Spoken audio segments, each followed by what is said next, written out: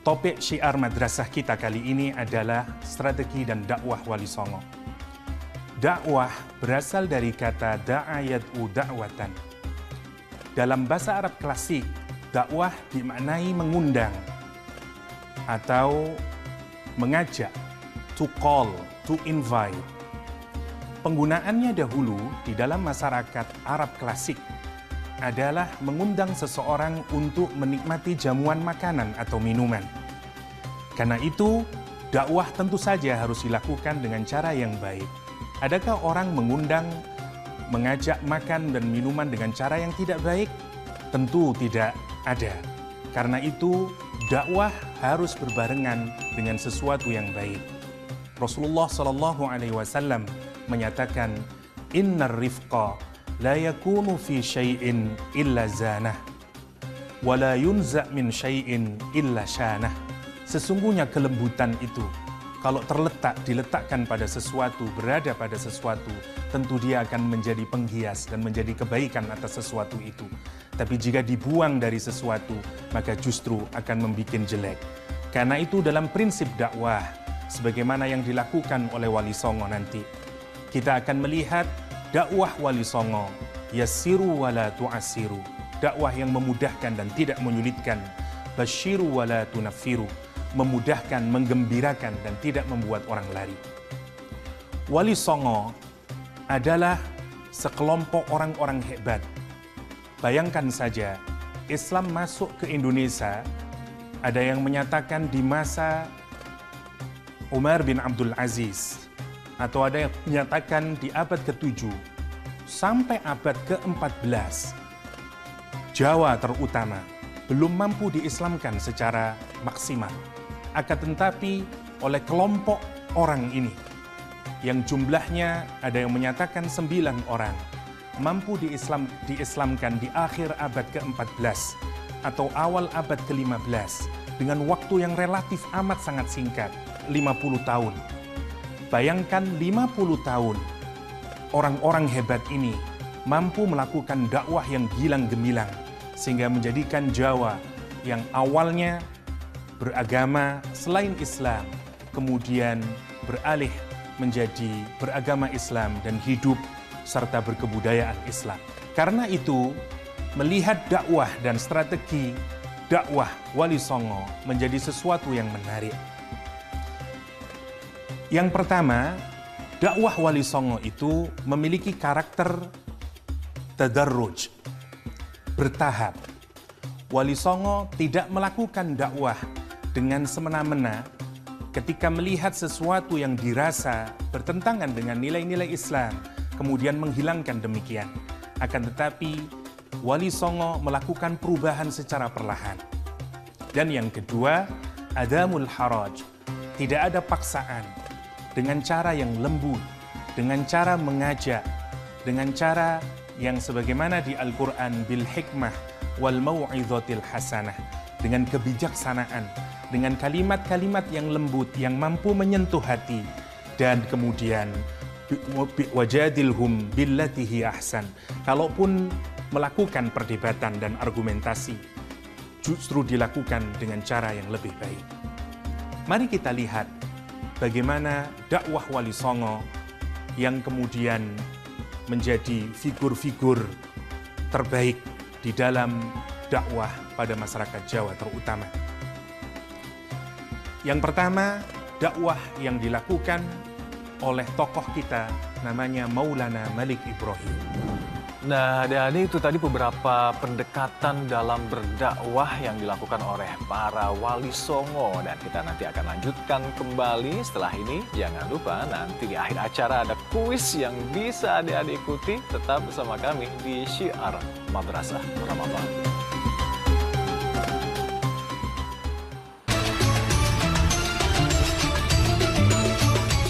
Syukran jazilan masih bersama kami di Syiar Madrasah Ramadan. Masih istiqomah ya dan tetap semangat untuk mendengarkan kisah dari Wali Songo ini dalam berdakwah di tanah air. Yuk kita sama-sama simak kelanjutan dari pembahasan model dakwah Wali Songo. Silakan Bapak Yahya.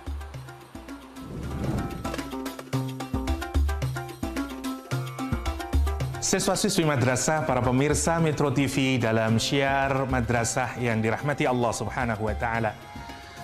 Maulana Malik Ibrahim, tokoh Wali Songo yang pertama ini, datang dari Azerbaijan. Kemudian dia pindah ke Mesir. Tidak saja belajar ilmu agama, tapi beliau belajar kepada para fallahin, para petani di Mesir. Dan kemudian beliau menetap di Gresik.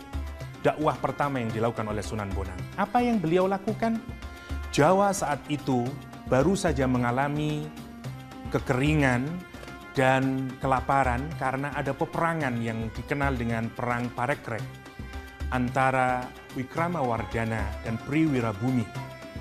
Pada saat itu pertanian terbengkalai, orang lari ke gunung sehingga pertanian hampir tidak terurus dengan baik. Maulana Malik Ibrahim yang menjadi nama institusi UIN Malang ini menarik untuk kita lihat. Beliau melihat bahwa kali Berantas hampir mirip dengan kali Sungai Nil. Karena itu kemudian dakwah yang pertama dilakukan oleh Maulana Malik Ibrahim bukan mendakwai secara teologis tapi secara agricultural. Beliau kemudian membangun bendungan dan mengajari orang-orang Jawa pada saat itu bagaimana bertani yang baik. Dan bahkan beliau dengan cara yang amat sangat telaten mulai menyapa orang-orang di bawah, memberikan pengobatan yang gratis.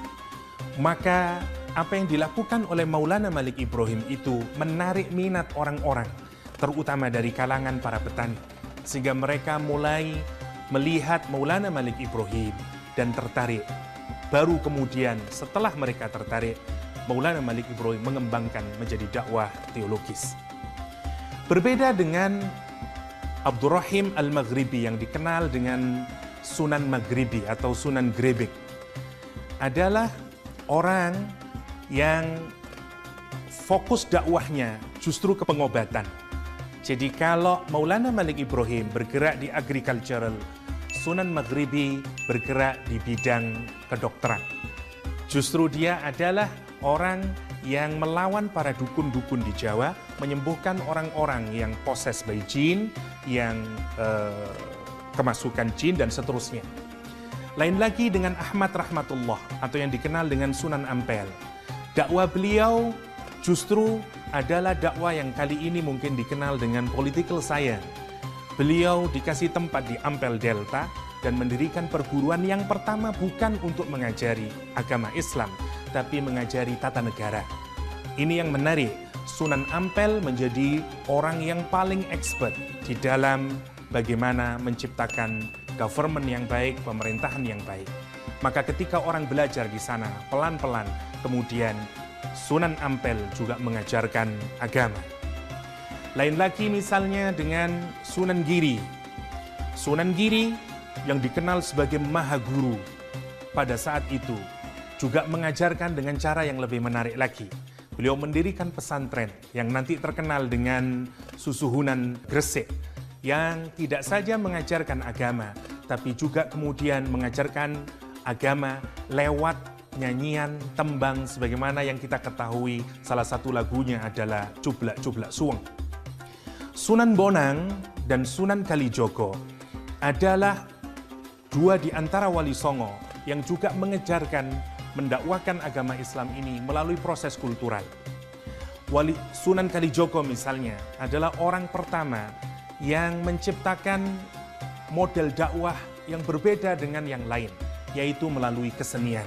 Beliaulah orang yang membuat wayang kulit, sehingga kemudian orang datang menikmati sajian film animasi klasik itu, wayang kulit, yang kemudian menarik minat orang-orang Jawa. Dan di wayang kulit itulah Sunan Kalijogo memasukkan nilai-nilai Islam. Tidak hanya itu, Sunan Kalijogo juga mengajarkan tembang, ilir-ilir, ya, tombo ati, dan seterusnya. Terakhir misalnya Sunan Kudus dan Sunan Gunung Jati bergerak di wilayah institusional. Mereka masuk ke dalam pemerintahan dan kemudian menciptakan sistem pemerintahan yang baik. Sebagaimana kita ketahui Sunan Kudus di Kudus dan Sunan Gunung Jati di Cirebon. Dan yang paling terakhir, bagaimana Sunan Kudus tolerannya kepada masyarakat saat itu adalah beliau mengharamkan untuk mengkonsumsi sapi karena sapi menjadi sesembahan orang Hindu dan diganti dengan kerbau karena itu terkenal di Kudus dengan soto kerbau. Anak-anakku semuanya, demikian materi, semoga bermanfaat dan kita akhiri wallahul muwaffiq ila aqwamit thoriq. Wassalamualaikum warahmatullahi wabarakatuh.